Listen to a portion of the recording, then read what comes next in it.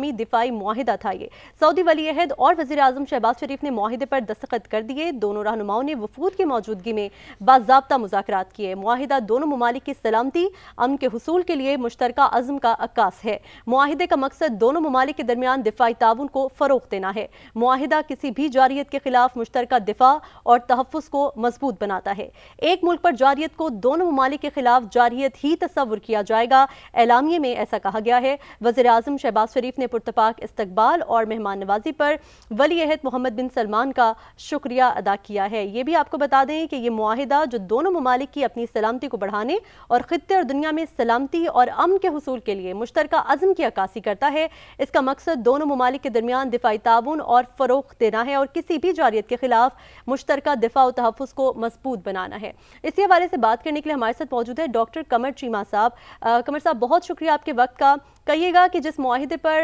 پاکستان اور سعودی عرب کے درمیان دستخط ہوئے ہیں، اس کا کیا امپیکٹ دیکھتے ہیں آپ، اور اس کا جو اثرات ہوں گے وہ کس طرح سے دیکھ رہے ہیں آپ، خاص طور پہ تعلقات کے حوالے سے پاکستان اور سعودی عرب کے درمیان؟ جی بہت شکریہ۔ دیکھیے یہ بہت بڑی ایک امپورٹنٹ ڈیولپمنٹ ہے جس کا تعلق ساؤتھ ایشین پالیٹکس اور مڈل ایسٹ کے اندر دیکھا جائے گا۔ پہلی بات تو یہ ہے کہ یہ جو ایک میوچل جو defence strategic mutual defence agreement ہے، اس کا مطلب یہ ہے کہ آج کے بعد سے جو اگر کوئی خطرہ سعودی عرب کے لیے ہے تو وہ خطرہ پاکستان کو بھی ہے، اور جو خطرہ پاکستان کو ہے وہ خطرہ سعودی عرب کو ہے۔ اگر آج کے بعد کوئی پاکستان پہ حملہ کرے گا تو سعودی عرب پاکستان کے ساتھ مل کے اس کا جواب دے گا، اور اگر کوئی سعودی عرب پہ حملہ کرے گا تو اس کا پاکستان سعودی عرب کے ساتھ مل کے اس کا جواب دے گا۔ میں سمجھتا ہوں یہ پاکستان کے army chief general Asim Munir کی یہ جو لیڈرشپ ہے اس میں یہ بہت بڑا فیصلہ ہوا ہے۔ دیکھیں جب سے جنرل عاصم منیر پاور میں آئے، جب سے وہ چیف آف آرمی بنے، تب سے لے کے اب تک دیکھیں امریکہ کے ساتھ تعلقات بھی بہت اچھے ہوئے۔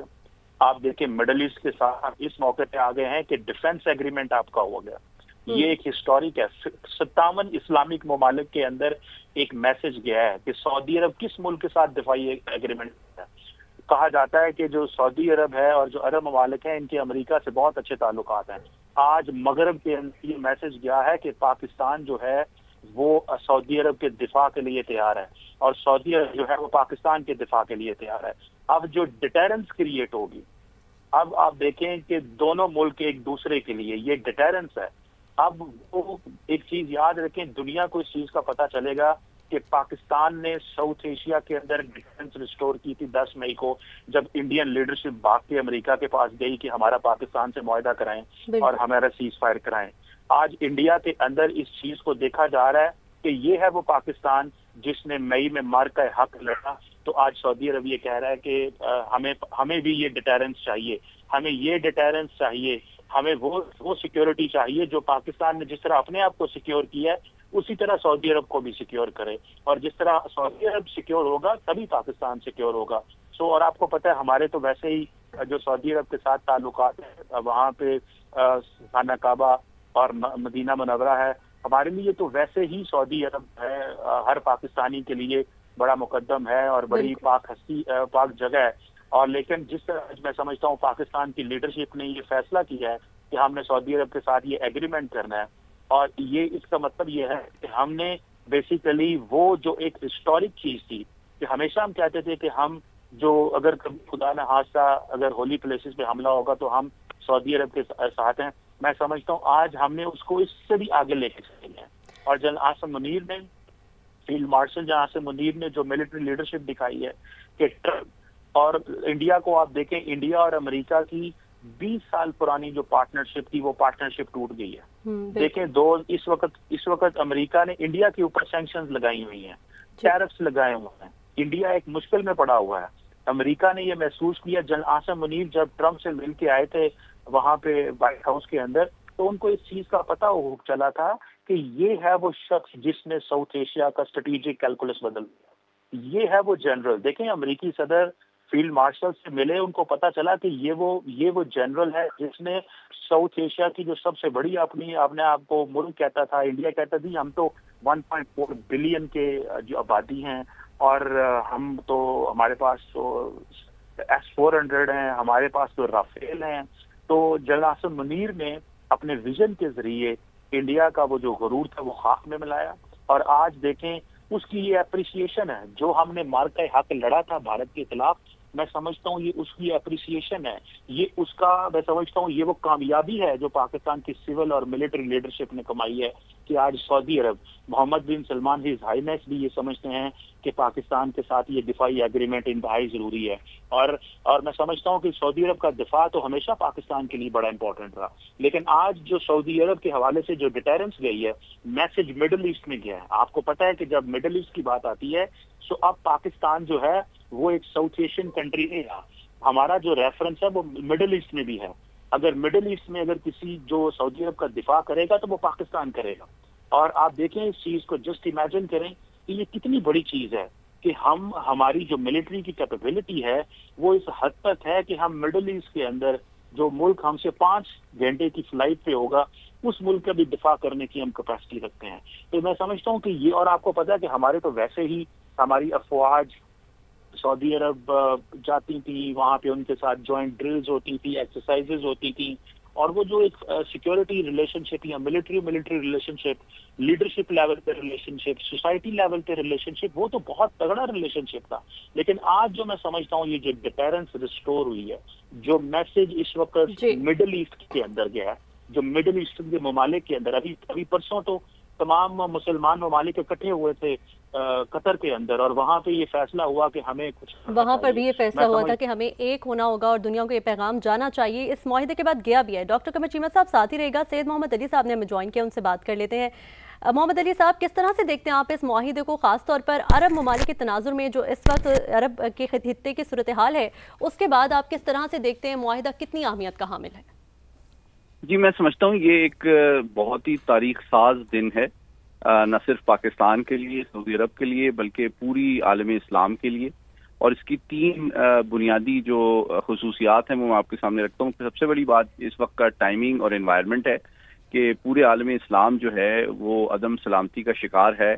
اور مختلف ممالک جو ہے پچھلے 2 سال میں 7 ممالک کے خلاف جارحیت کی گئی ہے، ان کی خود مختاری اور سالمیت کو کھلم کھلا جو ہے تمام عالمی قوانین اور ضابطوں کو بالائے طاق رکھتے ہوئے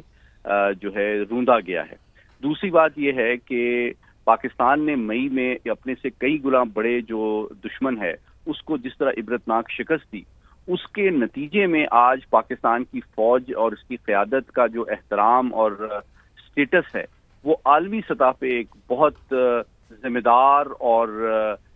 باصلاحیت لیڈرشپ اور فوج اور قوم کے طور پہ سامنے آیا ہے، جس کا اعتراف یہ آج کا اسٹریٹجک ڈیفنس پیکٹ جو ہے پاکستان نے جو سعودی عرب کے ساتھ کیا ہے وہ کیا گیا ہے۔ اور تیسرا جو ایسپیکٹ ہے وہ اس کا آبویسلی ملٹری ڈپلومیسی کا بھی ہے کہ ہماری جو ملٹری کی لیڈرشپ ہے، خصوصاً فیلڈ مارشل عاصم کی، وہ ایسی ہے کہ اس کے نتیجے میں آپ جانتے ہیں کہ انہوں نے اپنی سروس میں اس سے قبل 3 سال سعودی عرب میں سرو بھی کیا ہے، وہ زبان پہ بھی عبور رکھتے ہیں، وہاں کے لوگ ان کو بہت احترام کی نگاہ سے دیکھتے ہیں۔ تو ملٹری ڈپلومیسی، پاکستان کی فوج کی صلاحیت اور کارکردگی، اور اس وقت کا جو گروئنگ انسیکیورٹی کا انوائرمنٹ ہے، یہ 3 وجوہات ہیں جس کا میں سمجھتا ہوں یہ تاریخی جو اگریمنٹ ہے بائی لیٹرل لیول پہ پاک سعودی سیکیورٹی کا، وہ اس کا ایک مظہر بھی ہے۔ اور میں یہ سمجھتا ہوں یہ اس بات کا بھی اعتراف ہے کہ پاکستان صرف جنوبی ایشیا میں امن کا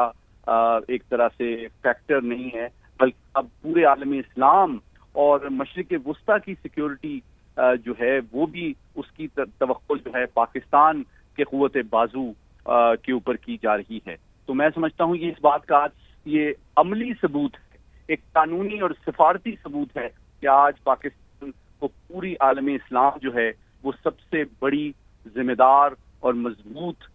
ملٹری پاور کے طور پہ دیکھتی ہے، اور اس سے اپنی سیکیورٹی کے جو چیلنجز ہیں وہ نمٹنے میں ہمارے تجربے، ہماری صلاحیت،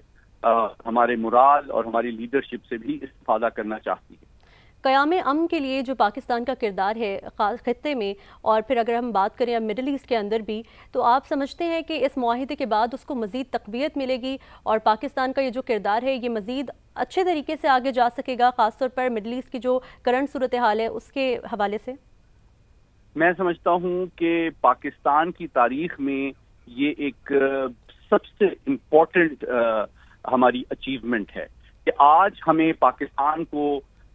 صرف جنوبی ایشیا کی ایک طاقت نہیں بلکہ عالم اسلام کی سب سے بڑی اور ذمہ دار اور اہم طاقت کے طور پہ باضابطہ طور پہ تسلیم کر لیا گیا ہے۔ اسلام کا جو سب سے اہم اور سب سے بڑا اور سب سے پرانا جو مرکز ہے وہ اور اسلام کی سب سے مضبوط اور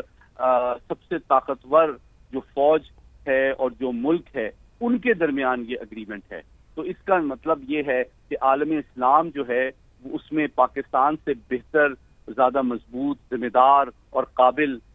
جو ہے وہ ملٹری پاور کوئی نہیں ہے، اور باقی جو ممالک ہیں، اور ہو سکتا ہے یہ سلسلہ اور ممالک کے ساتھ بھی ہمارے اس طرح کے اگریمنٹ سامنے آئے، یہ بھی مجھے کہنے دیجیے، کیونکہ یہ کوئی آخری ملک نہیں ہے۔ یہ عین ممکن ہے کہ سعودی عرب جس طرح ہمارے قوت بازو پہ بھروسہ کرتا ہے، اس طرح ہو سکتا ہے اور ممالک بھی پاکستان کی طرف دیکھیں۔ تو اب پاکستان کا اسٹیٹس مئی کی تاریخ ساز جنگ کے بعد ایک عالم اسلام کی سب سے بڑی ملٹری پاور کے طور پہ اسٹیبلش ہو گیا ہے۔ اب پاکستان کو صرف ایک ساؤتھ ایشیا کی، جنوبی ایشیا کی پاور کے طور پہ نہیں دیکھا جاتا، اب پاکستان کو عالم اسلام کی سب سے بڑی طاقت کے طور پہ دیکھا جاتا ہے۔ تو یہ ایک بہت بڑا پاکستان کی عوام کو اس پہ فخر کرنا چاہیے، اور میں ہمارے جو عرب بھائی ہیں ان کو بھی مبارکباد دیتا ہوں کہ انہوں نے دوست و دشمن میں صحیح تمیز کی اور بروقت انداز میں باضابطہ طور پہ پاکستان کی جو صلاحیت اور قابلیت ہے اس کا اعتراف بھی کیا، اور اس کے ذریعے سے اپنے جو سیکیورٹی کے چیلنجز ہیں ان کو بہتر انداز میں اوور کم کرنے میں پاکستان کے تجربے، قابلیت اور صلاحیت سے ان کو مدد ملے گی۔